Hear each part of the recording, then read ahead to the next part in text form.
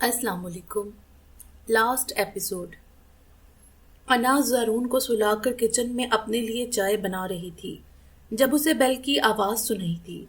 चाय पकते छोड़कर वो बाहर गई और दरवाज़ा खोला जब उसे गजान सामने खड़ा नजर आया, जिसके हाथ में फूलों का एक बुके था। अस्सलाम वालेकुम भाभी। शराफत का मुजाहिरा करते उसने बुके अना को थमाया। वालेकुम सलाम भाई, आइए अंदर आइए। अना ने उसे रास्ता दिया। गजान के हाथों में 2-3 टॉयज का एक बैग था। वो भाभी ज़रून कहाँ है?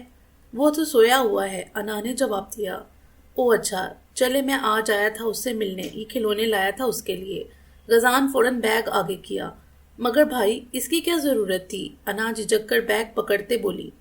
अरे ज़रूरत कैसे नहीं, अच्छा ज़रून सोया हुआ है। चले फिर मैं चलता हूँ, गजान जवाब देकर मुड़ा जब अना ने उसे पुकारा। अरे भाई अब आए हैं तो चाय पीकर जाइएगा। आप बैठिए, मैं अभी लाई। अना को अच्छा नहीं लगा ज़रून का यूं जाना। अरे नहीं भाभी, फिर कभी, अभी चलता हूँ, गजान मुस्कुराहट दबाते बोला। अरे ऐसे कैसे, अब आए हैं तो चाय पीकर जाइएगा। अना ने जोर दिया तो गजान बैठ गया। थोड़ी देर में अना चाय के साथ कुछ स्नैक्स लेकर लाउंज में दाखिल हुई। गजान इधर उधर नजर दौड़ा रहा था जब अना ने चाय के साथ बाकी के लवाजमात सजाए। अरे भाभी इन सब की क्या जरूरत थी? गजान बोला। अरे इतना भी कुछ नहीं है, आप ले तो सही, अना ने जवाब दिया। भाभी एक्स्ट्रा प्लेट लाएंगी? गजान की आदत थी वो हर शय थोड़ी थोड़ी प्लेट में डालकर अपने लिए अलहदा से एक पूरी प्लेट बनाता था। जी श्योर, अना मुस्कुराकर अपनी जगह से उठी और किचन में दाखिल हुई। गजान को यही मौका मिला। उसने जेब से नींद की गोली निकालकर अना की चाय में डाल दी और खुद पुरसकून सा होकर बैठ गया। अना ने प्लेट गजान के सामने रखी और खुद चाय में चीनी डाले उसे मिक्स करने लगी। गजान की सारी तवज्जो अना के कप की जानिब थी। अना के उसे देखने पर वो मुस्कुराया और चाय का कप लबों से लगा लिया। मेडिसिन आहिस्ता आहिस्ता काम करती थी। तकरीबन आधे घंटे बाद गजान जाने के लिए उठ खड़ा हुआ तो अना भी खड़ी हो गई। अना जो गजान को दरवाजे तक छोड़ने जा रही थी, उसे एकदम जोर से चक्कर आया और उससे पहले वो जमीन पोस होती, गजान ने उसे थाम लिया। भाभी आप ठीक हैं? गजान मसनूई फिक्रमंदी से बोला। हाँ बस हल्का सा चक्कर आ गया था, मुझे लगता है मुझे नींद आ रही है। गजान को झटकते अना ज़रून के कमरे की जानिब बढ़ी जब उसे एक बार फिर से चक्कर आया। भाभी भाभी रुकी, मैं आपको ले जाता हूँ। अना गजान की बाहों में झूल रही थी। उसमें इतनी सकत नहीं थी कि वह गजान को पीछे कर सके। गजान अना को एक बेडरूम में लाया और उसे बेड पर लिटा दिया, यूं कि वो उसके ऊपर पूरी तरह झुका हुआ था। अना को लिटाकर वो पीछे हटा और उसे देखकर मुस्कुराया। थैंक यू अना, तुमने बहुत मदद की रुस्तम से मेरा बदला लेने में। अना के गाल को होले से छूता वो कमरे से बाहर निकला, जहां सामने ही रुस्तम का गार्ड खड़ा था। काम हो गया? गजान ने उसे पूछा। जी साहब हो गया, ये लीजिए। उसने मोबाइल गजान की जानिब बढ़ाई जिसमें उसकी और अना की डिफरेंट एंगल से तस्वीरें ली गई थीं। बहुत खूब, गजान खुश हुआ। वो साहब जी पैसे, गार्ड ललचाई नजरों से बोला। ये लो, अभी आधे बाकी के आधे पूरा काम हो जाने के बाद। गजान ने उसे उंगली उठाए तनबीह की। जी साहब जी, जैसा आप कहें। फौरन नोटों की गड्डी उसके हाथ से पकड़कर वो गार्ड बोला। गजान शैतानी मुस्कुराहट मुस्कुराते दरवाजा अबूर कर गया, जबकि अना इस बात से बेखबर थी कि उस पर कितनी बड़ी क़यामत टूटने वाली है। रुस्तम को सिंगापुर आए 3 माह हो गए थे। उसने हर दिन हर लम्हा अना को याद किया था, मगर यहाँ के मसाइल ने उसे उलझा कर रख दिया था जो सुलझ नहीं रहे थे। इन मामलात बहुत हद तक सेट हुआ था तो वो वापस आ रहा था अपनी बीवी, अपनी अना के पास, उसकी प्रिंसेस। ये सोच आते ही वो मुस्कुरा दिया। रुस्तम जो अपना लैपटॉप बंद करने जा रहा था, अचानक से एक ईमेल मौसूल हुई। रुस्तम ने उसे खोला तो उसमें अटैच्ड फाइल में मौजूद तस्वीरें देखकर उसे अपने नीचे से जमीन से रखती महसूस हुई। उसकी बीवी किसी और के साथ, ना सिर्फ बल्कि इतना वो इसका दोस्त था। साथ ही एक और ईमेल मौसूल हुई जिसमें अना की प्रेगनेंसी की रिपोर्ट थी। वो 2 मंथ्स प्रेग्नेंट थी। अना वजदान एक आंसू रुस्तम की आंख से टूटकर दाढ़ी में जज्ब हो गया। उसका दोस्त और उसकी बीवी उसके पीठ पीछे। यही नहीं, और भी बहुत सी तस्वीरें थीं इन दोनों की। रुस्तम की आंखों में आंसू की जगह अब सर्द मेहरी छा गई थी और होंठ जामिद। तुम दोनों को इसकी सजा जरूर मिलेगी। उसका लहजा संगीन तरीन हद तक सख्त था। अना सुबह से ही तैयारियों में मगन थी। रुस्तम आज वापस आ रहा था। उसने तमाम इंतजामात अपनी निगरानी में करवाए थे। आज वो दिल से रुस्तम के लिए तैयार हुई थी। डीप रेड कलर का फ्रॉक पहने, साथ ही रेड लिपस्टिक लगाए, वो कब से दरवाजे पर खड़ी उसकी मुंतजिर थी। جب رستم کی گاڑی اندر داخل ہوئی۔ رستم گاڑی سے نکلا ہی تھا کہ انا فوراً بھاگ کر اس کے پاس پہنچی۔ السلام علیکم، انا مسکراتی بولی تو ایک پل کو رستم کی نگاہیں اس کے چہرے سے پلٹنا بھول گئیں۔ آج وہ بہت زیادہ حسین لگ رہی تھی، اتنی جتنی اسے کبھی پہلے نہیں لگی تھی۔ رستم نے فوراً آگے بڑھ کر اسے گلے لگایا تو انا شرما دی، مگر جیسے ہی رستم کو اس کی بے وفائی یاد آئی تو اس نے اپنی گرفت انا پر سخت کر دی، جس پر انا کڑا اٹھی۔ رستم، انا کی سسکی سنتے وہ ذرا سا پیچھے ہٹا۔ کیسی ہو؟ رستم نے دل پر پتھر رکھ کر سوال کیا، حالانکہ اس کا چہرہ بتا رہا تھا کہ وہ کتنی خوش ہے۔ میں ٹھیک، اور آپ؟ میں معلوم نہیں، رستم کھوئے لہجے میں بولا۔ مطلب؟ انا کو کچھ سمجھ نہیں آیا۔ مطلب تمہیں بہت مس کیا۔ میں نے بھی، انا دل میں بولی۔ وہ دونوں ساتھ ساتھ اندر داخل ہوئے تھے جب بہادر خان بھی ان کے پیچھے داخل ہوا۔ رستم کی نظر سامنے صوفے پر ٹی وی دیکھتے زرون پر گئی۔ زرون، رستم نے پہلی بار اسے یوں محبت سے پکارا تھا۔ پاپا، زرون فوراً بھاگ کر رستم سے لپٹ گیا۔ حالانکہ زرون رستم سے اٹیچ نہیں تھا، مگر اب انا چاہتی تھی کہ وہ رستم سے اٹیچ ہو، اسی لیے اس نے زرون کو تلقین کی تھی کہ رستم کے آتے ہی وہ اس کے پاس جائے اور اس سے ملے، جس پر زرون نے اچھے بچوں کی طرح سر اس بات میں ہلا دیا تھا۔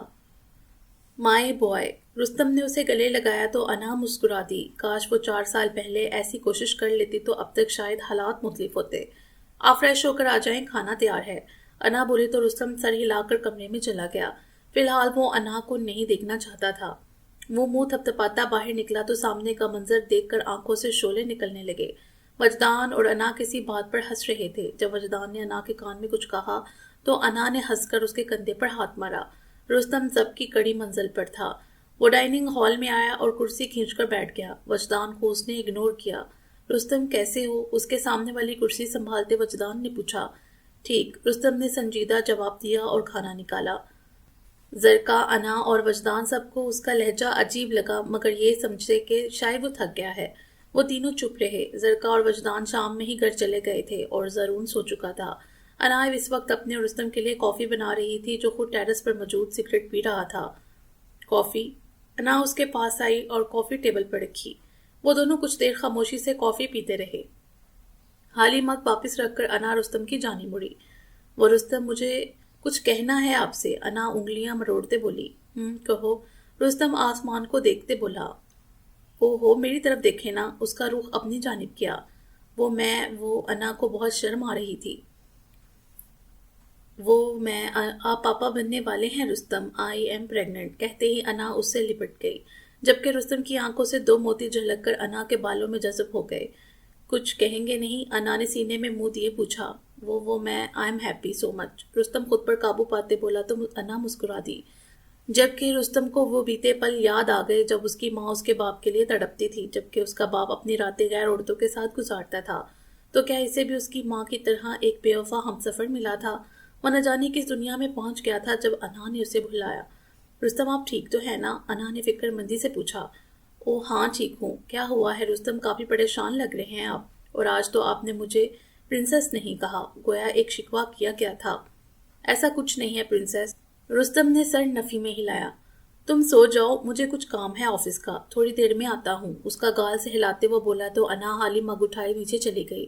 جب رستم نے ایک سرد سانس خارج کی اور دوبارہ آسمان کو تکنے لگا، رستم کمرے میں جانے کی بجائے گیسٹ روم میں چلا گیا تھا اور ساری کاروائی سوچنے لگا۔ کیا انا اور وجدان واقعی میں؟ نہیں، ایسا نہیں ہو سکتا، وہ ایسی نہیں ہے، میری پرنسس ایسی نہیں ہے، اور وجی تو میرا سب سے اچھا دوست ہے، رستم خود سے بولا۔ تو کیا تم اس بے وفا کو معاف کر دو گے؟ اس کے اندر سے آواز ابھری۔ کوئی غلط فہمی؟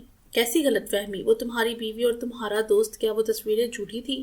اور پھر تمہارے دوست اور تمہاری بیوی کے درمیان کے تعلقات، آج دیکھا نہیں تم نے؟ اس آواز نے ورگلایا۔ وہ تو انا میری بیوی ہے نا، رستم نے جواز پیش کیا۔ تو کیا دوست کی بیوی سے اتنا قریب کوئی ہوتا ہے؟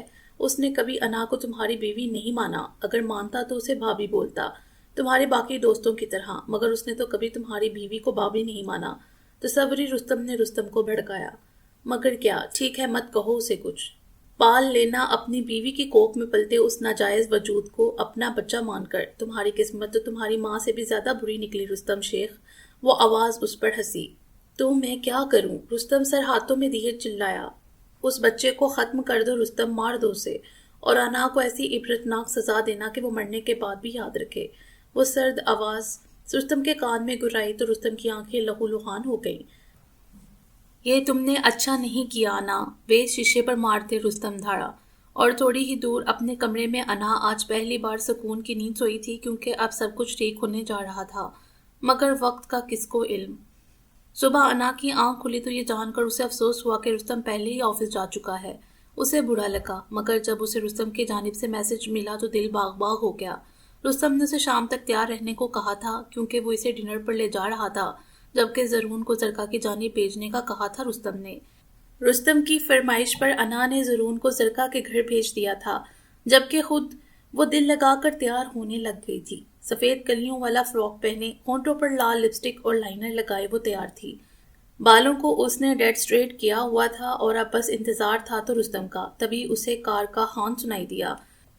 وہ بھاگتی ہوئی باہر نکلی۔ جب رستم نے گاڑی میں بیٹھے بیٹھے فرنٹ سیٹ کا دروازہ اس کے لیے کھولا تو انا فوراً اندر بیٹھ گئی۔ گاڑی منزل کی طرف رواں دواں تھی جب کار میں چھائی گہری خاموشی۔ رستم گاہے بگاہے انا پر ایک نظر ڈالتا، جس کو محسوس کرتے انا مسکرا دیتی۔ وہ دونوں اب سی ویو پر پہنچ گئے تھے جب رستم اسے ایک قدرے سنسان جگہ لے آیا تھا۔ رستم، یہ ہم یہاں؟ انا کو ڈر لگ رہا تھا جب رستم نے چٹکی بجائی اور ساری جگہ روشنی میں نہا گئی۔ انا نے حیرت اور خوشی سے اس جگہ کو دیکھا جسے فیری ٹیل لک دی گئی تھی۔ ہیپی برتھ ڈے پرنسس، اس کے پیچھے سے گلے لگائے رستم بولا تو انا مسکرا دی۔ آپ کو یاد تھا؟ انا نے حیرت سے پوچھا۔ یہ بھی کوئی بھولنے والا دن تھا، رستم بولا اور ساتھ ہی انا کا ہاتھ تھامے اسے ٹیبل کی جانب لایا جہاں پرنسس کیک سجا ہوا تھا۔ رستم نے اس کا ہاتھ تھاما اور انا کے ہاتھ سے کیک کاٹا۔ انا ابھی تک وہ سب دیکھ رہی تھی۔ کیسا لگا سرپرائز؟ رستم نے آنچ دیتی لہجے میں پوچھا۔ بہت خوبصورت، انا سارے جگہ پر نظر گھمائے بولی۔ ابھی ایک اور سرپرائز بھی باقی ہے۔ رستم کا لہجہ اسپاٹ تھا جسے انا نوٹ نہیں کر سکی۔ کیا؟ انا نے شوق اور حیرت سے پوچھا۔ وقت آنے پر پتہ چل جائے گا، رستم نے جواب دیا اور اسے ٹیبل پر بٹھایا اور اسے جوس سرو کیا۔ انا آس پاس کے نظاروں میں گم جوس پینے لگی۔ رستم، اس کا ٹیسٹ تھوڑا عجیب سا ہے، انا نے برا سا منہ بنایا۔ پرنسس، ڈرامے مت کرو، فوراً پیو، تمہاری صحت کے لیے اچھا ہے۔ رستم مصنوعی روب جمائے بولا تو انا برا منہ بناتے وہ پی گئی۔ تھوڑی ہی دیر میں کھانے سے فارغ ہو کر وہ دونوں ننگے پاؤں ریت پر چل رہے تھے جب رستم اچانک انا کے سامنے رکا اور اپنا ہاتھ اس کے سامنے پھیلایا۔ انا نے آبرو جھکائے اسے دیکھا اور پھر اس کے ہاتھ میں اپنا ہاتھ تھما دیا۔ رستم کے دوبارہ چٹکی بجانے میں ہلکا ہلکا میوزک بجنے لگا، جبکہ رستم انا کو ساتھ لیے ڈانس کرنے لگا۔ انا نے بھی رستم کے شانے پر اپنا سر ٹکا دیا۔ تھوڑی دیر گزری تھی جب انا کو اپنے پیٹ میں تکلیف محسوس ہوئی، جسے انا نے اگنور کر دیا، مگر تکلیف بڑھنے لگی تو انا چلا اٹھی اور رستم کو کس کر پکڑ لیا۔ رستم، رستم، آہ وہ زور سے چلائی، جبکہ رستم نے اسے کسی اچھوت کی طرح خود سے پڑے دھکیلا، جس پر انا مٹی پر جا گری۔ تکلیف شدت اختیار کر چکی اور بہت جلد آس پاس کی زمین سرخ ہونے لگی۔ رستم بنا کسی تاثر کے اسے دیکھتا رہا۔ انا نے اس کی جانب بڑھنا چاہا تو رستم نے قدم پیچھے کر لیے۔ رستم، پیٹ پر ہاتھ رکھے اس نے حیرانگی سے اسے دیکھا جو آنکھوں میں نفرت اور سب کچھ راکھ کر دینے کا جنون لیے کھڑا تھا۔ رستم، میرا بچہ، ایک ہچکی اس کے منہ سے نکلی۔ اپنے پیٹ پر ہاتھ رکھے اسے دھندلی آنکھیں لیے اسے دم کر کو دیکھا جو سرد نگاہوں سے اس کے بے جان ہوتے وجود کو دیکھ رہا تھا۔ رستم، میرا بچہ، ہمارا بچہ، بچا لو اسے، اس کے پیروں میں گری وہ تڑپ رہی تھی، سسک رہی تھی، مگر وہ تو مانو پتھر ہو چکا تھا۔ تمہیں ایسا نہیں کرنا چاہیے تھا پرنسس، اس کے وجود کو دیکھ کر وہ بولا۔ ہمارا بچہ رستم مر جائے گا، وہ سسکی۔ میں بھی یہی چاہتا ہوں، تمہارے پیٹ میں پلتا یہ ناجائز وجود ختم ہو جائے۔ بہت محبت ہے نا تمہیں اس بچے سے، ختم کر دیا میں نے اسے۔ سرد لہجہ اس کے ہوش اڑانے کو کافی تھا، مگر وہ کچھ نہیں کر سکی اور دھیرے دھیرے موت کی وادی کی جانب چل دی۔ میرا بچہ، مر جائیں گے، وہ نیند میں جانے سے پہلے بڑبڑائی۔ نہیں پرنسس، وہ تمہیں کچھ نہیں ہونے دوں گا، تم محبت ہو میری، مگر تمہیں سزا ضرور ملے گی، مجھے دھوکہ دینے کی، میرے پیار کو ٹھکرانے کی، میری دسترس میں ہوتے ہوئے کسی اور کی سیر سجانے کی، تمہیں سزا ضرور ملے گی۔ اس کا وجود باہوں میں بڑے اسے کسی قیمتی شے کی طرح اپنے باہوں میں اٹھا لیا اور گاڑی کی جانب چل دیا۔ ہاسپٹل لے جانے تک انا کی حالت بہت زیادہ خراب ہو گئی تھی۔ نرسز نے انا کو فوراً اسٹریچر پر لٹایا، جبکہ وہ حیرت سے رستم کو دیکھ رہی تھی۔ ایک وقت تھا جب اس انسان نے اپنی بیوی کے خاطر پورے ہاسپٹل کو ہلا کر رکھ دیا تھا، اور آج اس کے چہرے پر کوئی ڈر، کوئی خوف نہیں تھا۔ ڈاکٹر، میری بیوی کو کیا ہوا ہے؟ رستم نے نارمل لہجے میں پوچھا۔ پہلے آپ مجھے یہ بتائیے مسٹر شیخ، جب بچہ چاہیے نہیں ہوتا تو اس دنیا میں کیوں لاتے ہو؟ ڈاکٹر اس پر برسی۔ مطلب میں سمجھا نہیں، رستم نے انجان بننے کی فل اداکاری کی۔ مسٹر شیخ، آپ کی وائف نے کوک میں ہی بچہ ختم کرنے کی میڈیسن لی ہے، یہ جانتے ہوئے بھی کہ وہ کتنی خطرناک ہوتی ہے۔ ڈاکٹر چلائے تو رستم نے سرد سانس خارج کی۔ میری وائف تو بچ جائے گی نا ڈاکٹر؟ رستم نے آرام سے پوچھا۔ اللہ بہتر کرے گا، ڈاکٹر نے کوئی تسلی بخش جواب نہیں دیا۔ ڈاکٹر، رستم نے اسے پکارا۔ جی، ڈاکٹر نے مڑ کر پوچھا۔ جس بچے کے ساتھ اپنا ڈی این اے ٹیسٹ کروانا ہے؟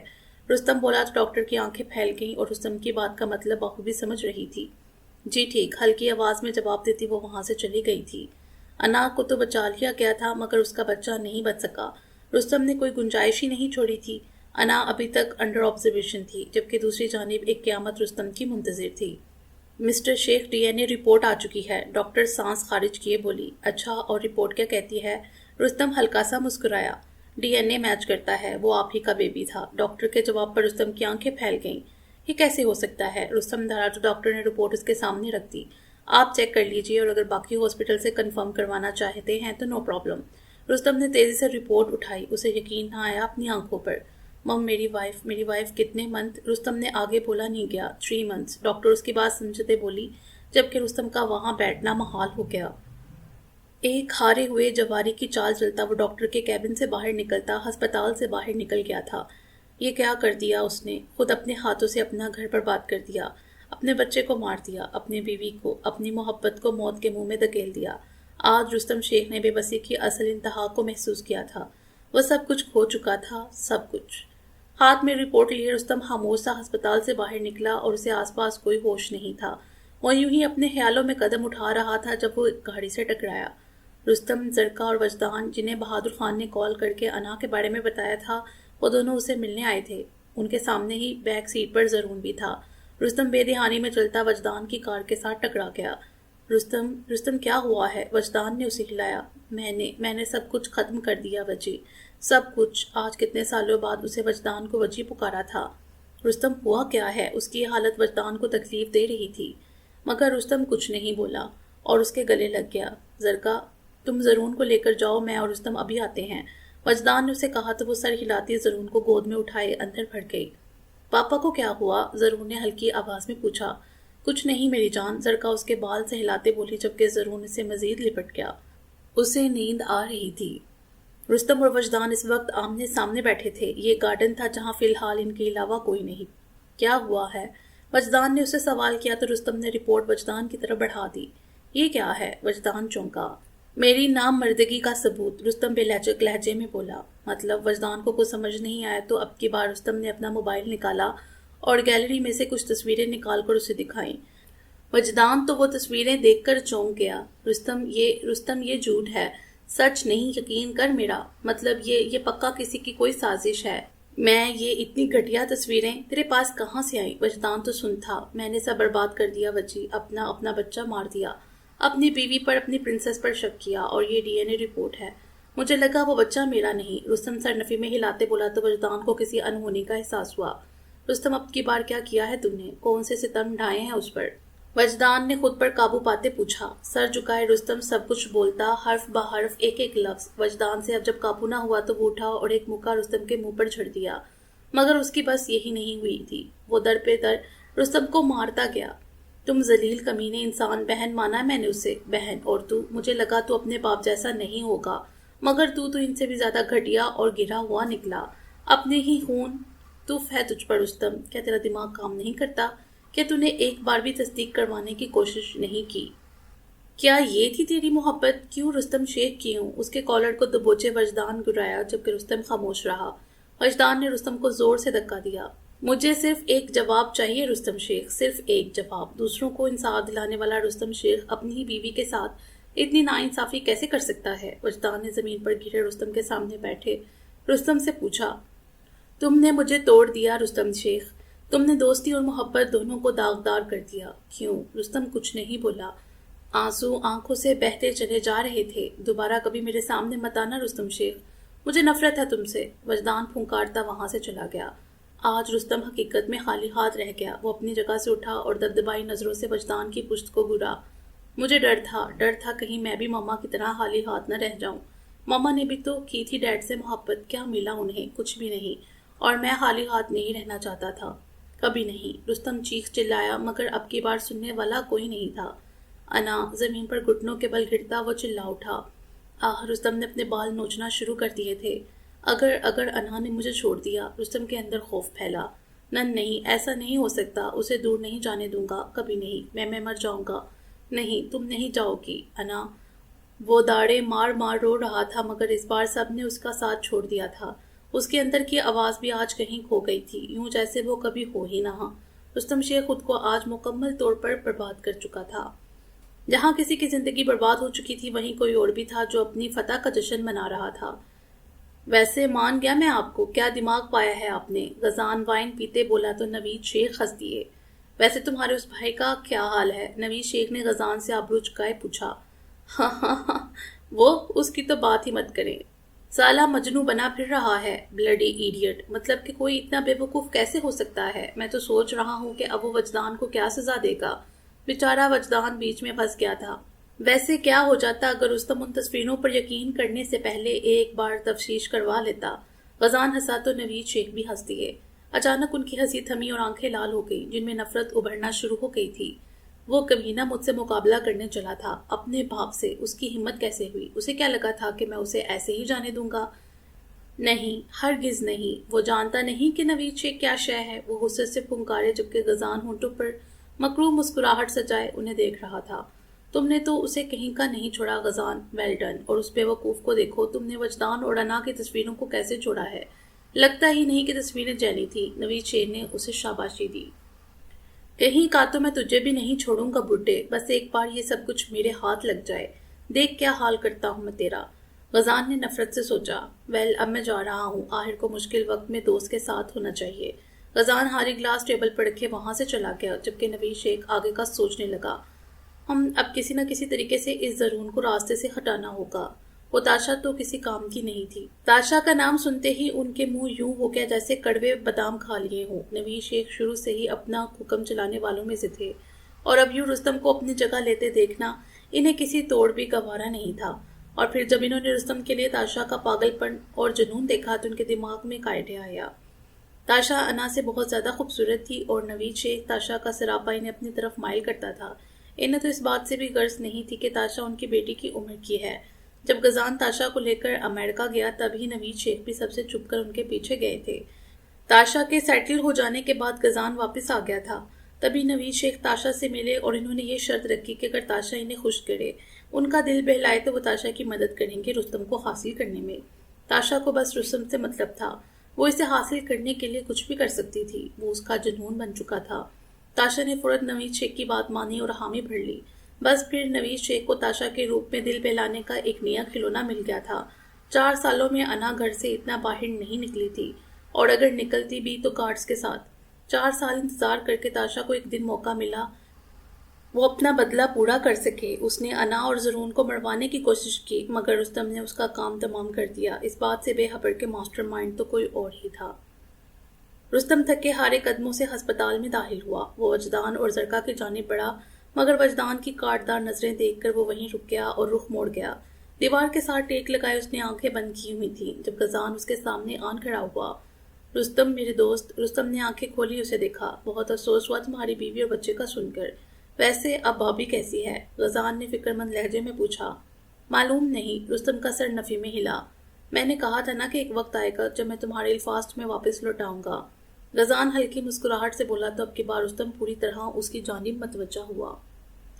غزان کی مسکراہٹ کچھ اور ہی داستان سنا رہی تھی۔ رستم کے دماغ میں کچھ کلک ہوا۔ غزان کو ایک طرف کیے وہ لمبے لمبے ڈگ بڑھتا باہر کی جانب پڑا۔ اسے جاتے دیکھ کر وجدان غصے اور نفرت سے سر جھٹکا۔ غزان بھی اس کے یوں جاتے دیکھ کر چونکا، مگر خیر اس کی حالت سے غزان کو اپنے اندر ڈیڑھ سکون اترتا محسوس ہوا تھا۔ مگر سامنے کھڑے وجدان کو صحیح سلامت دیکھ کر وہ تھوڑا سا چونکا۔ غزان نے اپنی اور انا کی لی گئی تصویروں میں بہت ہوشیاری سے اپنی جگہ وجدان کا چہرہ لگا دیا تھا تاکہ اس پر کوئی شک نہیں کرے۔ اس سے غزان کا بدلہ صرف پورا ہوتا تھا، بلکہ رستم بھی سب کچھ ہار جاتا۔ اس کے پاس کچھ نہیں رہتا، نہ دوست اور نہ ہی محبت۔ لگتا ہے اسے بعد میں سزا دے گا، ابھی تو بیچارے کو بچے کا غم لگا ہوا ہے۔ غزان ہنسی چھپاتے غم زدہ چہرہ لیے وجدان کے پاس جا کھڑا ہوا اور تسلی دینے کو اس کے کندھے پر ہاتھ رکھ دیا۔ ہیلو بہادر خان، کہاں ہو؟ رستم نے گاڑی ڈرائیو کرتے اسے کال کی۔ ماسٹر میں گھر پر۔ بہادر خان اپنے سامنے 2 سال کے بیٹے کو کھیلتے دیکھ کر بولا۔ अभी पिलाओ, रुस्तम बेलचक लहजे में बोला। मास्टर सब ठीक है?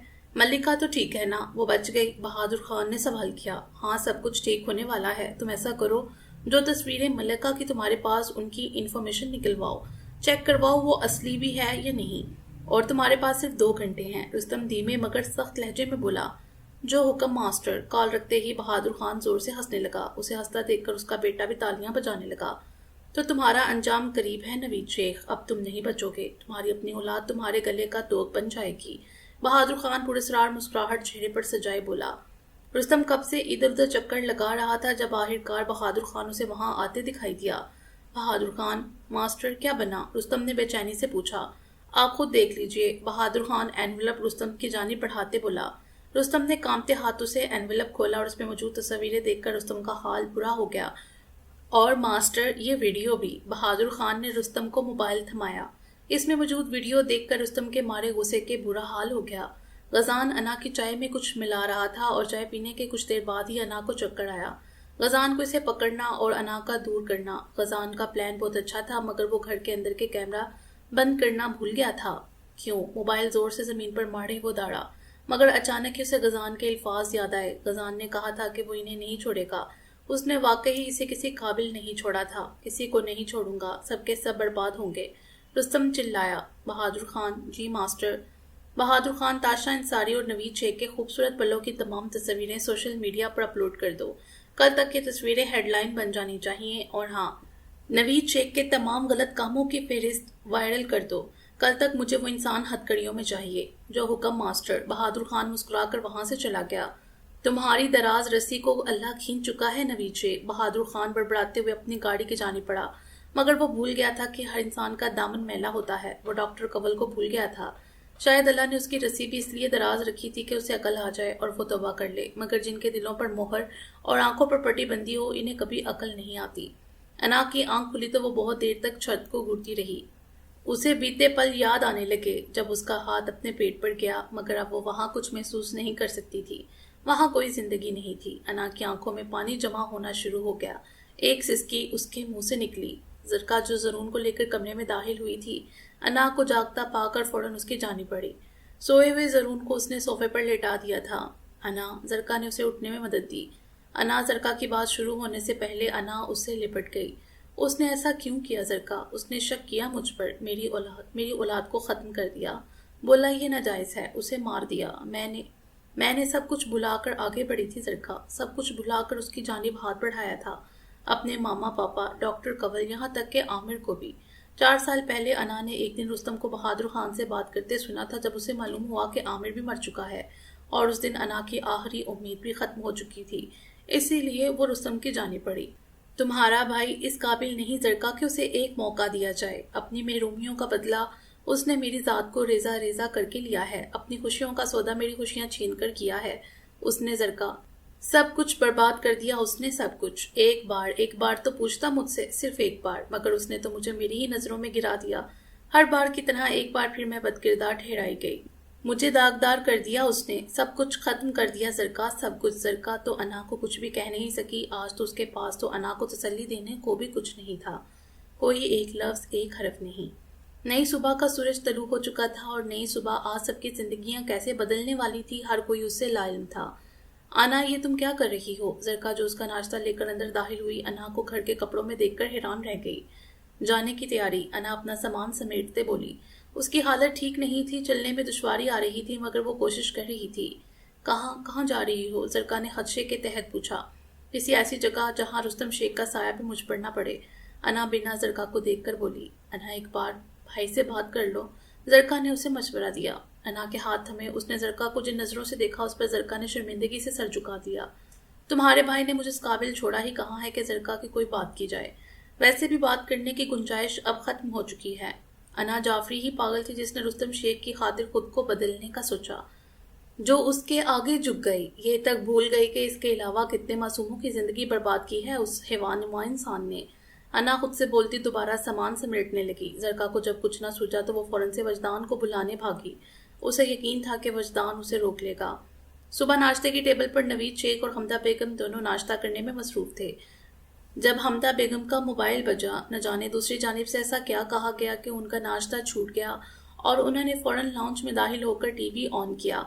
نیوز چینل پر جاتے ہی جو خبر انہوں نے دیکھی، انہیں 440 وولٹ کا جھٹکا لگا تھا۔ ان کی آنکھوں میں نمی گھل گئی، انہیں نفرت ہونے لگی خود اپنے آپ سے۔ وہ یہ شخص تھا جس سے کبھی انہیں محبت کی تھی، کہ ایک وقت ایسا تھا جب انہوں نے اس شخص کی محبت میں صحیح غلط کے ہر فرق کو مٹا دیا تھا۔ نوید شیخ بھی حمدہ بیگم کے پیچھے پیچھے لاؤنج میں داخل ہوئے اور ٹی وی دیکھ کر ان کی حالت بہت بری ہو گئی تھی۔ ان کے تمام وہ کارنامے جو رات کے اندھیرے میں بدنامی کے ڈر سے چھپ کر کیا کرتے تھے، وہ یوں دن کے اجالے میں پوری دنیا کے سامنے آ گئے تھے۔ نہ صرف یہ بلکہ رستم نے ان کے تمام کالے دھندے بھی منظر عام پر پیش کیے تھے۔ نہ صرف ان کے بلکہ وہ غلط کام جن میں رستم ملوث تھا، ان میں سے خود کو بچا کر اس نے نوید شیخ کو پھنسا دیا تھا۔ یہ کیا بکواس ہے؟ وہ غصے سے دھاڑے۔ ابھی کل ہی تو وہ اپنی فتح کا جشن منا رہے تھے، آج یہ کایا پلٹ کیسی؟ انہیں کچھ سمجھ نہیں آیا۔ ہوش تو تب آیا جب پولیس سائرن کی آواز انہیں سنائی دی۔ نوید شیخ تو اپنی جگہ جم کر رہ گئے۔ وہ بھاگ بھی نہیں سکے جب پولیس فورس اریسٹ وارنٹ لے کر ان کے گھر میں داخل ہوئی اور انہیں اپنے ساتھ لے گئی۔ حمدہ بیگم آنسوؤں کے ساتھ ہی پاس پڑے صوفے پر ڈہ گئیں۔ تو آخر یہ انجام تھا ان کی فریبی محبت کا۔ نوید شیخ کو پولیس ہتھکڑی لگائے لے جا رہی تھی جب میڈیا والے لائیو کوریج کر رہے تھے اور ساتھ ہی ساتھ ڈھیروں تصاویریں بھی لے رہے تھے۔ بہت سے منچلے اور جذباتی عوام نے وہاں پر دھرنا دینا شروع کر دیا تھا۔ وہ حکومت سے نوید شیخ کو پھانسی دینے کو کہہ رہے تھے۔ انہیں سنبھالنا بہت مشکل ہو گیا تھا۔ ان میں زیادہ تر عوام وہ تھی جن کے عزیز نشے کی زیادتی کی وجہ سے مرے تھے۔ وہ سب نوید شیخ کو لان تان کر رہے تھے جنہوں نے منہ چھپایا ہوا تھا۔ رستم اپنے آفس میں بیٹھا مزے سے نیوز دیکھ رہا تھا۔ اس کے ہونٹوں پر ہلکی سی مسکراہٹ تھی۔ میں نے کہا تھا نا پرنسس کہ میں سب ٹھیک کر دوں گا۔ ہر اس انسان کو سزا ملے گی جس نے ہمارے رشتے کو برباد کرنا چاہا، اور اگلی باری تمہاری ہے غزان انصاری۔ رستم شیخ خود سے بولا۔ مگر وہ یہ بھول ہی گیا تھا کہ باقی سب سے تو اس کے رشتے کو برباد کیا تھا، مگر اس نے تو خود اپنی محبت کو برباد کر دیا تھا۔ مگر اسے اس بات کا کوئی احساس نہیں تھا۔ رستم شیخ کے نزدیک وہ بہک گیا تھا، اسی لیے غلطی، ہاں غلطی، وہ غلطی نہیں گناہ تھا، مگر رستم کے نزدیک ایک غلطی ہی تھی۔ رستم شیخ نے صحیح کہا تھا، ہر انسان کو اس کے کیے کی سزا ملے گی، اور ان سب میں رستم شیخ سرِ فہرست تھا، جو کہ ابھی تک خدا کی پکڑ سے محفوظ تھا۔ زرکا نے وجدان کو انا کے حوالے سے بتایا تو وہ فوراً کمرے کی جانب بھاگا۔ رستم سے اسے لاکھ شکوے سہی، مگر تھا تو اس کا دوست۔ یہ زرکا کیا بول رہی ہے انا؟ تم جا رہی ہو؟ وجدان نے اندر داخل ہوتے اس سے پوچھا، جو محبت سے زرون کے بالوں میں ہاتھ پھیر رہی تھی۔ ہاں ٹھیک کہہ رہی ہیں وہ، میں جا رہی ہوں۔ بنا اسے دیکھے انا نے جواب دیا۔ کہاں؟ معلوم نہیں، کہیں بھی۔ اللہ کی زمین بہت وسیع ہے وجدان، کہیں بھی کسی بھی جگہ چلی جاؤں گی، مگر اس بار رستم شیخ کی طرف نہیں مڑوں گی۔ اس نے وجدان کو دیکھ کر ٹھہر ٹھہر کر لفظ ادا کیے۔ اور کیا رستم نے تمہیں جانے دے گا؟ وجدان نے خدشہ ظاہر کیا۔ اب مجھے رستم کے کچھ چاہنے یا نہ چاہنے سے کوئی غرض نہیں۔ جب رشتہ ہی ختم ہو تو فکر کیسی؟ انا کا لہجہ بہت بدلا ہوا تھا۔ رستم تمہیں دوبارہ تکلیف پہنچا سکتا ہے انا؟ وجدان کو ڈر لاحق تھا۔ جتنی تکلیفیں دینی تھی وہ دے چکا ہے، اب نہ اس نے میں دینے کی ہمت اور نہ ہی مجھ میں سہنے کی۔ انا اپنے بیگ کی جانی پڑی۔ میں جانتا ہوں انا کہ رستم تمہارا گناہ گار ہے، اس نے تمہارے ساتھ بہت غلط کیا۔ یقین مانو میں بہت لڑا ہوں اسے مارا، اسے کہا کہ دوسروں کو انصاف دلانے والا اپنی بیوی کے ساتھ نا انصافی کیسے کر سکتا ہے۔ وہ شرمندہ تھا نا۔ وجدان نے اسے روکنے کی ہر ممکن کوشش کی۔ رستم اور شرمندہ، ویری فنی۔ انا کھوکھلی ہنسی ہنسی۔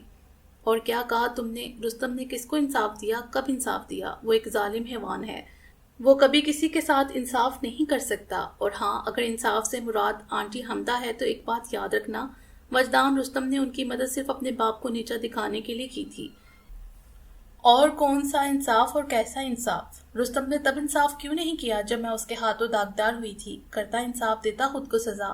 اچھا چلو مجھے چھوڑو۔ ڈاکٹر کنول وجدان، جب بہادر خان نے انہیں داغدار کیا تب رستم کہاں تھا؟ تم جانتے ہو ان کی ایک بیٹی تھی 3 سال کی اور ایک بیٹا چند ماہ کا۔ وہ سنگل مدر تھی، ان کا شوہر انہیں چھوڑ چکا تھا، مگر وہ اپنے بچوں کے لیے دن رات کام کرتی۔ انہیں مار دیا وجدان میری نظروں کے سامنے، اور ان کی حالت یہ ہے۔ انصاف تمہارے دوست کا تو تف ہے تم پر اور تمہاری دوستی پر۔ تم تو اپنے دوست کو جانتے بھی نہیں ہو وجدان۔ وہ کیا شے ہے انا؟ جعفری سے پوچھو۔ انا بولی تو آخر میں اس کا لہجہ کپ کپ آ گیا۔ انا، مجھے نہیں معلوم تھا۔ وجدان کی حیرت میں ڈوبی آواز کمرے میں گونجی۔ اچھا پھر تو تمہیں یہ بھی نہیں معلوم ہوگا کہ تمہارا دوست ڈرگ کا کام کرتا تھا، اور ساتھ ہی بچوں اور لڑکیوں کی اسمگلنگ بھی۔ انا نے طنز کیا تو ایک اور جھٹکا وجدان کو لگا، کیونکہ وہ واقعی ان سب سے انجان تھا۔ دھچکا تو زرکا کو بھی لگا تھا۔ انا یہ سب کیا بول رہی ہو؟ وجدان ششت سا کھڑا رہا۔ سچ بول رہی ہوں جس سے تم سب انجان ہو۔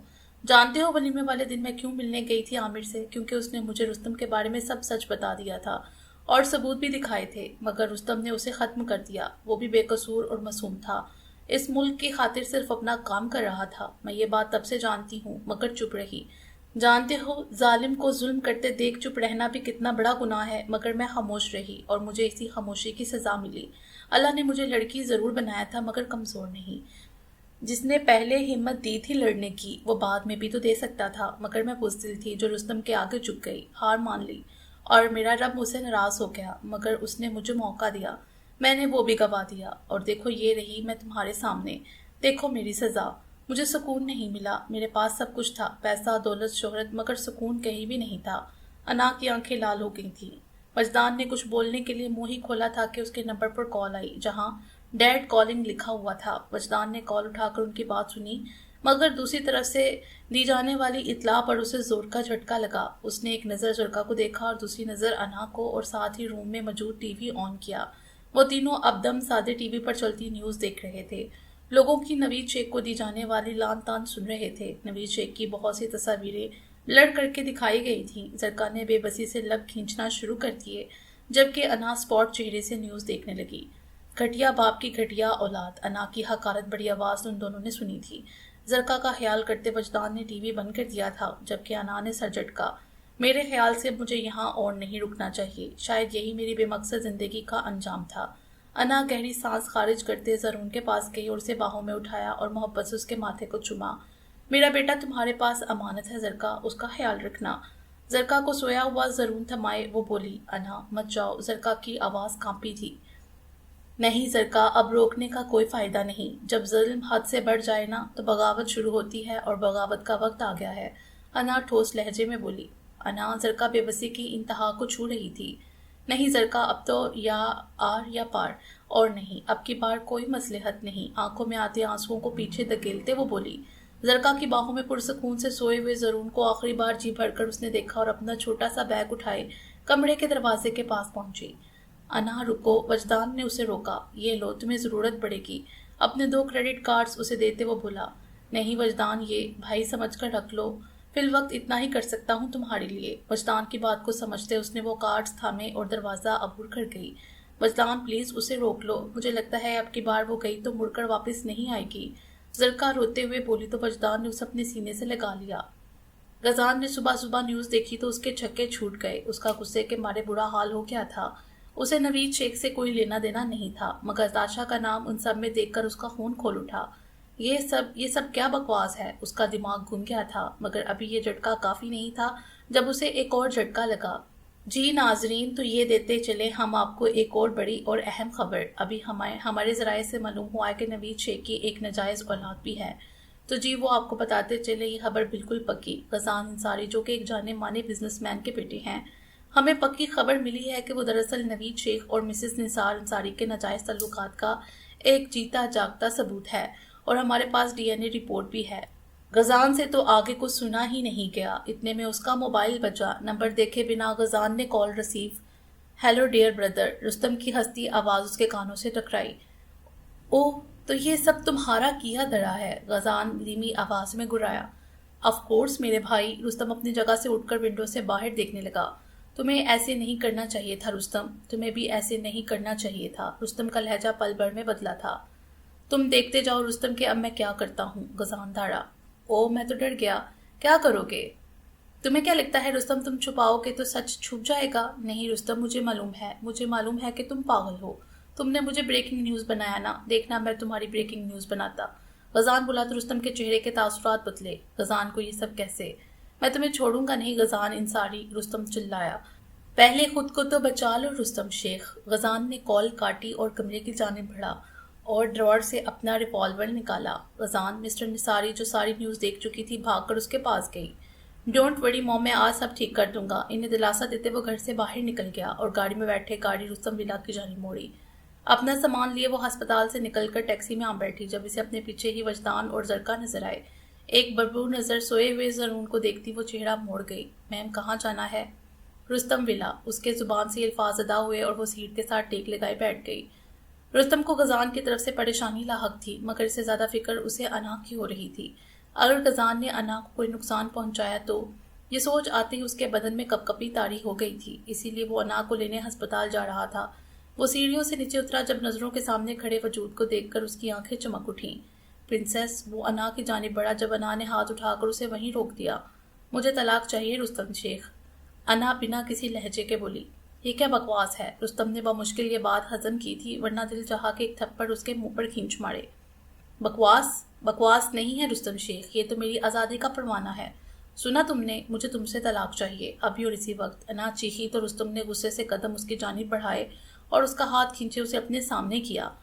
میں تمہیں نہیں چھوڑوں گا انا، کبھی بھی نہیں، رستم اس کی کلائی پر دباؤ ڈالتے بولا۔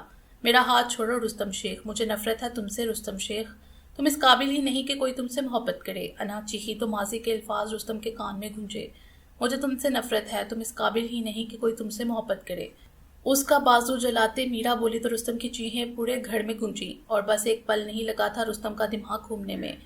تمہاری یہ جرت کہ میرے آگے سر اٹھاؤ، ایک زوردار تماچہ انا کے منہ پر پڑا تھا، جس کی وجہ سے وہ پیچھے ہاتھ میں تلوار پکڑے اسٹیچو سے جا ٹکرائی اور ہاتھ میں کھڑی سیدھی تلوار 90 کے اینگل پر سامنے کو آ گری۔ رستم نے انا کو بالوں سے جکڑا اور اپنے سامنے کیا۔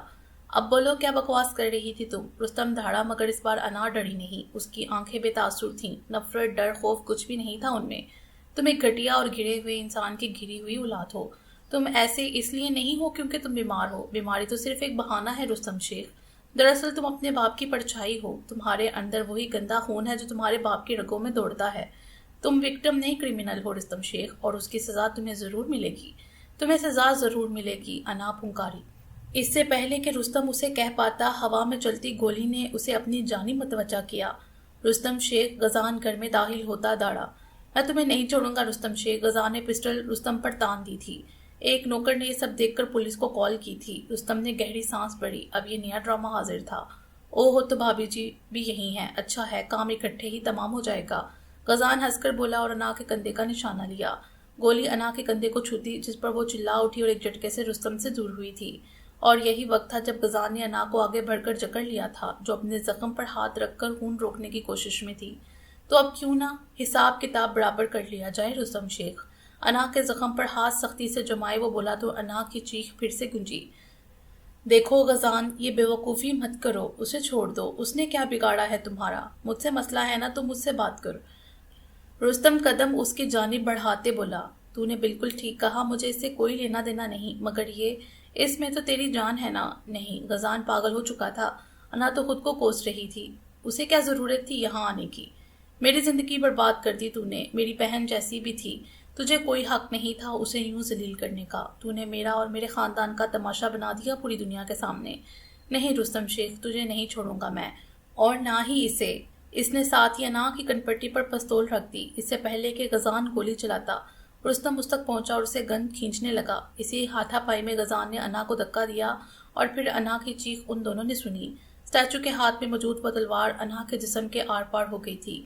ایک سسکی انا کے منہ سے نکلی۔ انا نے حیرت سے آنکھیں نیچے کیے خود کو دیکھا، اور پھر اس کی آنکھوں کے آگے اندھیرا چھانے لگا۔ میرا اللہ تیرا شکر، انا نے مسکراتے لبوں سے یہ الفاظ ادا کیے اور آنکھیں اوپر کی اپنے رب کا شکر ادا کیا۔ ایک آنسو اس کی آنکھ سے ٹوٹا تھا اور اس کی آنکھیں بند ہو گئیں ہمیشہ کے لیے۔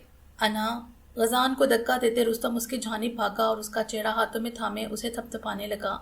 انا پرنسس، یہ کیسا مذاق ہے؟ انا آنکھیں کھولو۔ انا اس کا چہرہ تھپتھپاتے رستم دھاڑا۔ انا میری جان، ایسا نہیں کرو انا رستم پاگل ہو چکا تھا۔ انا کے جسم سے نکلتا خون رستم کی سفید شرٹ داغدار کر گیا تھا۔ غزان زمین پر ہی گرا ہوا تھا جب پولیس وہاں پہنچی اور فوراً سے غزان کو حراست میں لیا۔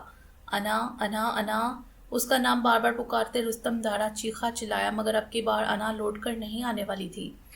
غزان کو پولیس لے جا چکی تھی، جبکہ رستم ابھی تک انا کے بے جان وجود کو باہوں میں بڑے زمین پر بیٹھا تھا۔ وہ بس خاموشی سے اس کے چہرے کو تکے جا رہا تھا۔ وجدان اور زرکا جو یہ سمجھ رہے تھے کہ انا جا چکی ہوگی، وہ جیسے ہی رستم ولا پہنچے وہاں پولیس اور ایمبولنس کو دیکھ کر چونکے۔ یہاں زرکا پریشان ہوئی۔ وجدان اور زرکا دونوں ولا کے اندر داخل ہوئی تو سامنے سما دیکھ کر انہیں اپنے پیروں تلے زمین کھسکتی محسوس ہوئی۔ انا، وہ دونوں ساتھ بولے اور رستم کی جانب بھاگے جو انا کے چہرے پر نظریں جمائے بیٹھا تھا۔ سچ شکر کہ وہ زرون کو حمدہ بیگم کے پاس چھوڑ آئے تھے۔ رستم، انا، وجدان رستم کے سامنے بیٹھ گیا اور انا کو دیکھنے لگا۔ انا زرکا چیختی ہوئی اس کی جانب آئی تو رستم نے سرخ آنکھیں اٹھائے اسے گھورا۔ آواز نیچی رکھو، دیکھ نہیں رہی میری پرنسس سوئی ہوئی ہے۔ رستم نے اسے گھورا اور پھر انا کو دیکھنے لگا۔ سر آپ پلیز انہیں سنبھالیے، مر چکی ہے، مگر مسٹر شیخ ہمارے ساتھ کوآپریٹ نہیں کر رہے، پولیس انسپیکٹر وجدان سے بولا۔ رستم، رستم، وجدان نے اسے زور سے ہلایا۔ کہاں نہ، چلاؤ مت، وہ سوئی ہے، جاگ جائے گی، رستم دھیمی آواز میں گھرایا۔ سر مگر، انسپیکٹر رستم کی جانب بڑھا جب رستم نے اپنی گن اس کی جانب کی۔ کہاں نہ، تنگ مت کرو، وہ سوئی ہوئی ہے، اسے سونے دو۔ رستم جبڑے بینچے بولا۔ وہ مر چکی ہے رستم، انا مر چکی ہے، بس کر دو یہ پاگل پن۔ وجدان نے اسے کالر سے دبوچا۔ اس سے پہلے کہ رستم اسے کوئی جواب دیتا زرکا آگے بڑھی۔ بھائی انا سوئی ہوئی ہے نا، تو اسے یہاں کیوں رکھا ہے؟ کمرے میں لے جائیے، بیڈ پر آرام سے لیٹ جائے گی۔ زرکا نے بامشکل خود پر قابو پایا۔ ہاں تم نے ٹھیک کہا، میں ایسا ہی کروں گا۔ اس کی بات مانتے رستم نے سر اس بات میں ہلایا اور انا کو باہوں میں اٹھائے وہ کمرے کی جانب بڑھ گیا۔ زرکا، یہ وجدان کو کچھ سمجھ نہیں آیا۔ پلیز آپ کفن کا انتظام کیجیے اور باقی سب کو بھی بتا دیجیے۔ زرکا آنکھیں نیچے کیے بولی اور آنسو اس کے رخسار کو بھگو گئے۔ وجدان سر اس بات میں ہلاتا انسپیکٹر کو لیے باہر چلا گیا۔ رستم انا کو لے کر بیڈ روم میں داخل ہوا اور اسے آرام اور دھیرے سے بیڈ پر لٹایا۔ مائے پرنسس، کبھی دور نہیں جاؤں گا، کبھی بھی نہیں، موت بھی ہمیں جدا نہیں کر سکتی۔ سر نفی میں ہلاتے اس نے انا کے وجود کو اپنی پناہوں میں چھپا لیا۔ شام تک سب انتظامات وجدان کروا چکا تھا۔ رستم ابھی تک انا کے ساتھ کمرے میں موجود تھا۔ باہر کیا ہو رہا ہے وہ بالکل بے خبر تھا۔ بھائی، دروازہ نوک کیے زرکا اندر داخل ہوئی۔ بھائی وہ میت کو غسل دینا ہے۔ زرکا نے بہت مشکل یہ الفاظ ادا کیے تھے۔ میں نے پہلے بھی کہا ہے، اب بھی کہہ رہا ہوں، وہ سوئی ہے، میرے سامنے فضول کی مت ہانکو۔ رستم ضبط کرتا دھیمے لہجے میں گرایا۔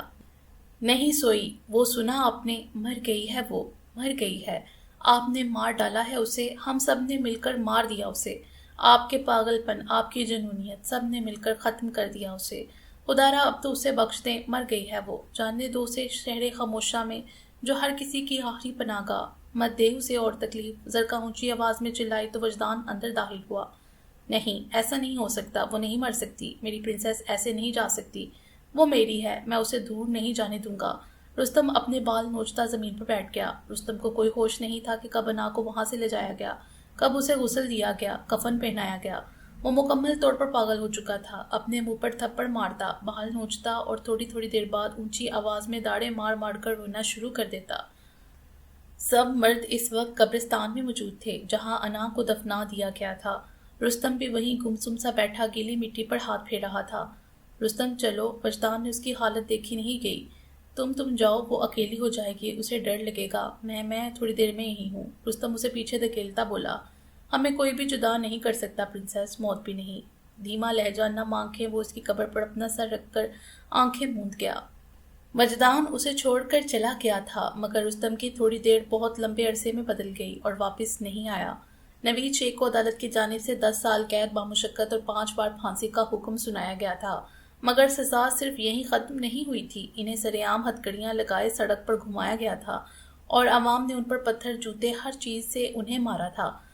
غزان کو بھی نوید شیخ کا ساتھ دینے اور انا کو قتل کرنے کی کوشش میں 5 سال قید بامشقت کی سزا سنائی گئی تھی۔ سب گھر والے لاؤنج میں موجود تھے جب رستم کا وکیل ان کے سامنے ہی بیٹھا تھا۔ وہ یہاں رستم کی وصیت دینے آیا تھا جس میں صاف صاف لکھا تھا کہ رستم اپنا سب کچھ بہادر خان کے نام کر چکا تھا۔ وجہ یہ تھی کہ رستم کو بہادر خان سے زیادہ کسی پر بھی یقین نہیں تھا، مگر ایسے کیسے؟ وجدان کو دال میں کچھ کالا لگا۔ میں دوبارہ وکیل سے بات کروں گا، یہ سب زرون کا ہے، وجدان جھنجھلایا۔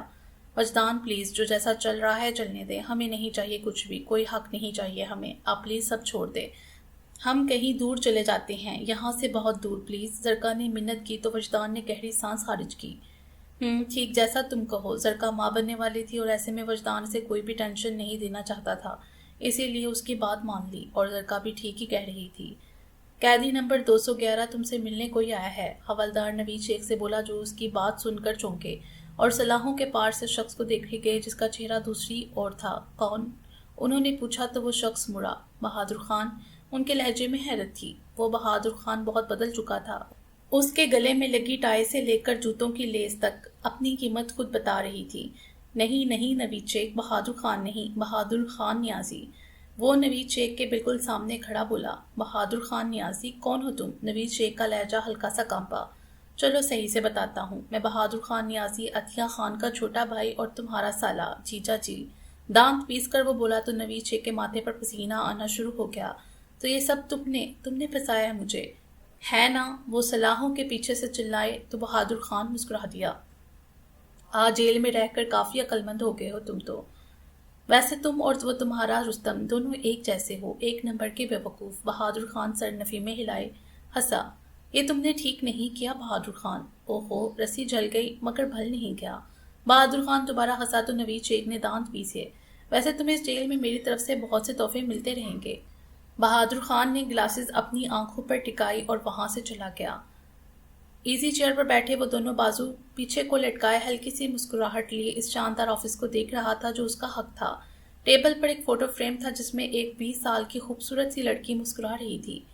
میں نے اپنا بدلہ پورا کیا دی، میں نے اس شخص کو برباد کر دیا، اتنے سالوں کی محنت بیکار نہیں گیا، اس شخص کو اس کے انجام تک پہنچا دیا میں نے۔ وہ فوٹو فریم اٹھائے خود سے بولا اور سارا ماضی یاد کرنے لگا۔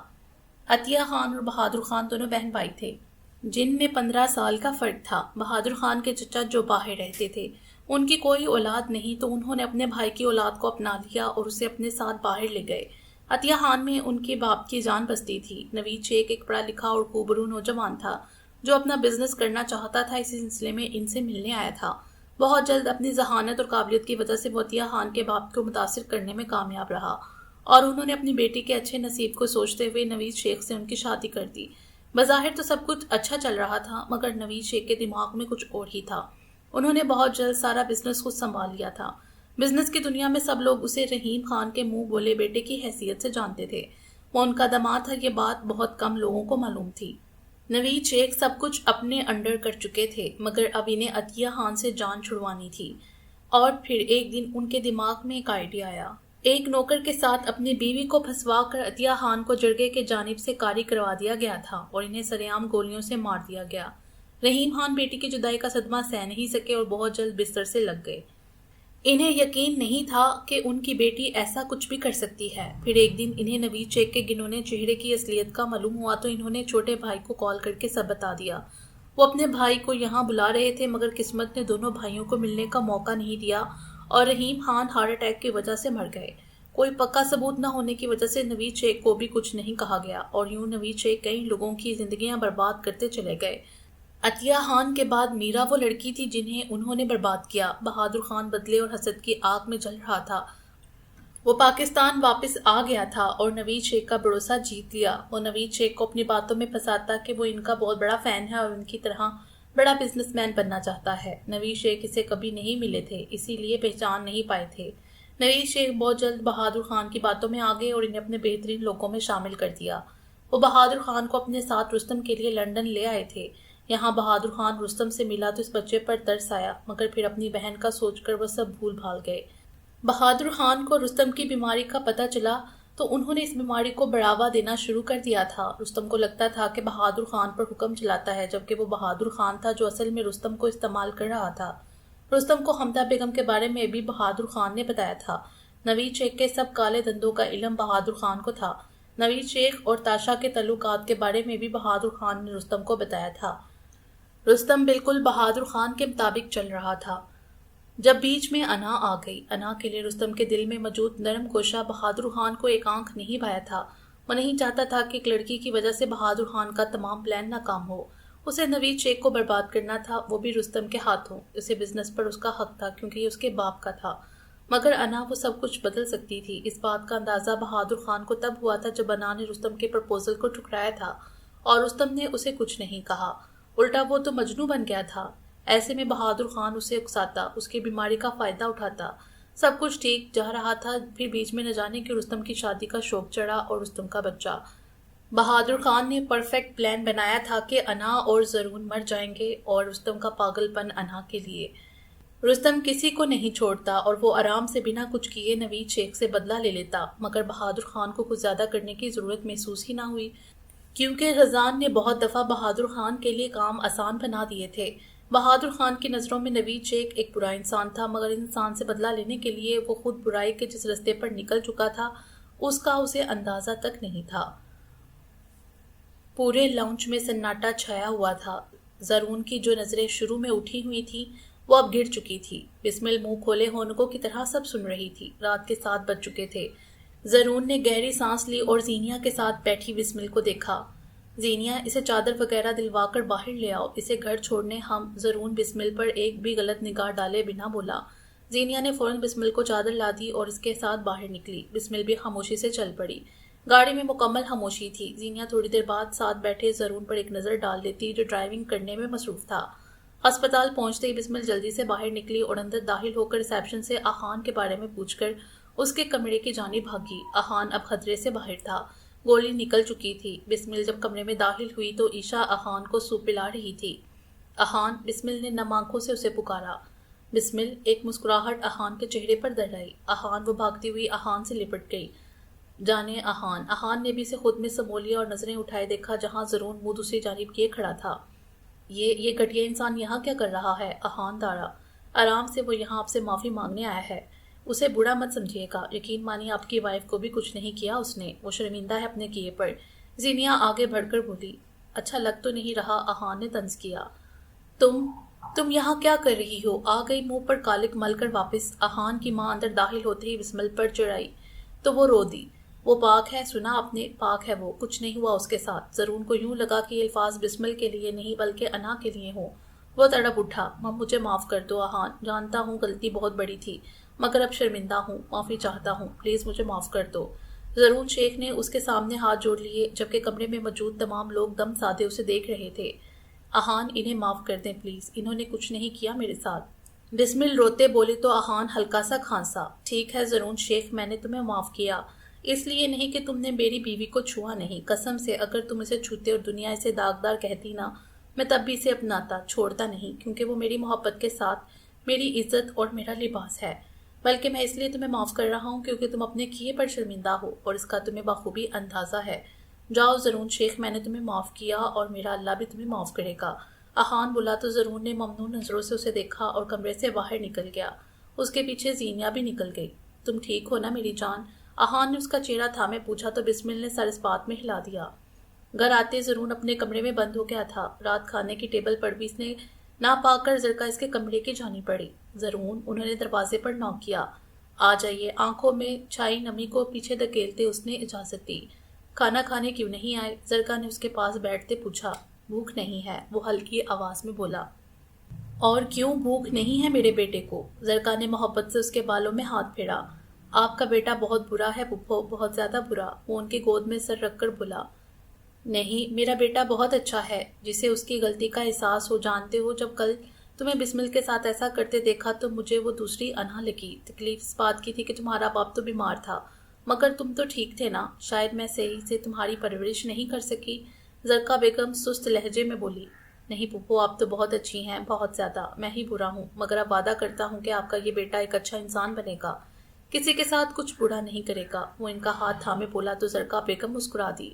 میرا پیارا بیٹا، چلو تو شاباش، کھانا کھانے چلے، وہ محبت سے بولی تو ضرور مسکرا کر ان کے پیچھے چلا گیا۔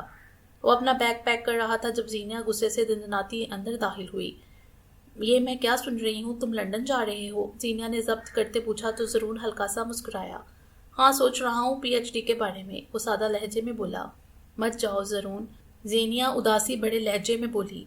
ادھر آؤ بیٹھو، اسے صوفے پر بٹھا کر وہ سامنے بیٹھ گیا۔ مجھے جانا ہے زینیا، میں ضرور شیخ اپنی ایک پہچان بنانا چاہتا ہوں، خود کو تلاش کرنا چاہتا ہوں، پلیز میرے لیے رک جاؤ۔ زینیا نے اس کا ہاتھ تھاما۔ ایسا مت کرو زینیا، تم میری ایک بہت اچھی دوست ہو، مگر اس سے زیادہ کچھ نہیں۔ ضرور دوبارہ پیکنگ کرنے لگا۔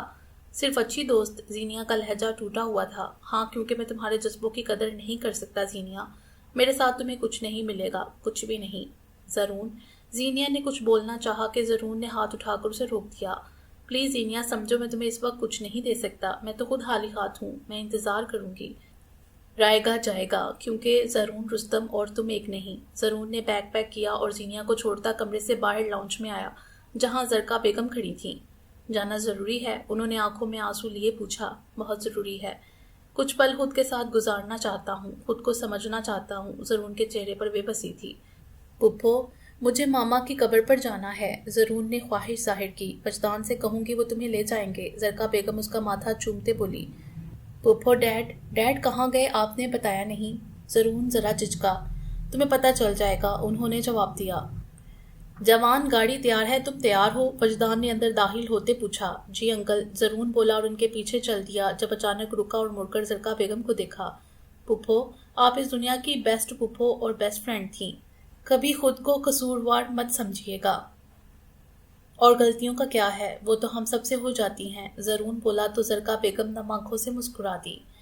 انہوں نے تو سوچا تھا کہ انا ان کے بھائی کو سنبھال لے گی، مگر اس کے بھائی نے اس ہیرے کو بے مول کر دیا۔ گاڑی اپنی رفتار پر چلتی قبرستان کے سامنے آن رکی۔ زرون گاڑی سے اترا اور وجدان کے ساتھ اس شہر خاموشہ میں داخل ہوا، جہاں ہر سو چاروں اور سناٹا تھا۔ کئی قبروں کو پار کرتے ہوئے ایک جگہ رکے۔ وہ رہی تمہاری ماں، وجدان نے انگلی کے اشارے سے قبر کی طرف اشارہ کیا۔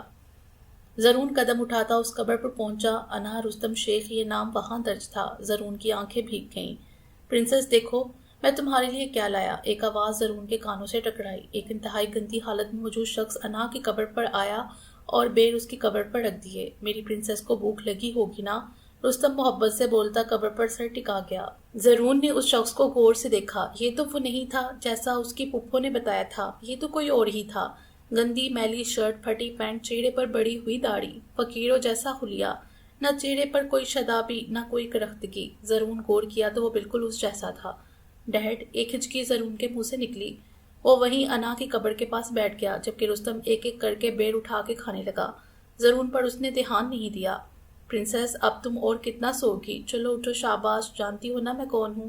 رستم شیخ ہوں میں، اب اٹھ جاؤ، تمہارے یہ ڈرامے کام نہیں کریں گے، رستم اس کی قبر پر ہاتھ پھیرتے بولا، جبکہ زرون بے آواز رو رہا تھا۔